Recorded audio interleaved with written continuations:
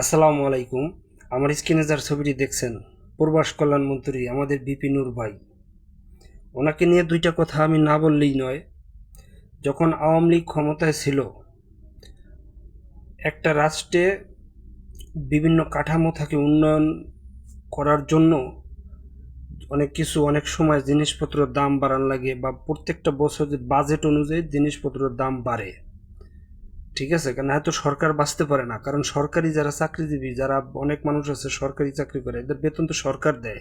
টাকাটা কই থেকে আসে? এই আমরা রেমিটেন্স পাঠাই, এইটা দিয়ে শুধু হয় না, আরও যে সব কাছাই কুছাই এই সব কিছু দিয়েই দেয়। এখন যাই হোক, এই নূর ভাই আওয়ামী লীগ ক্ষমতায় থাকতে 12% বিদ্যুতের দাম বাড়িয়েছিল। কারণ এই প্রজেক্টগুলো তো করতে অনেক খরচ হয়েছে আওয়ামী লীগের আমলে, তখন তো সরকারের 12% বাড়ানোর কারণে উনি গলা ফাটিয়ে ফ্যাসিস্ট বলে সরকারের পতন করাই ছাড়ছে এই নুরুদ্দিন। আজকে 20% বিদ্যুৎ বিল বাড়ানোর পরও উনি একজন মন্ত্রী হয়ে ওনার মুখে কেন তালা মারা? তাহলে কি আমরা বুঝতে পারি এগুলো শুধু স্বার্থের জন্যই মানুষ করে? দেশের জন্য করে না, জনগণের জন্য করে না, শুধু স্বার্থের জন্যই করে।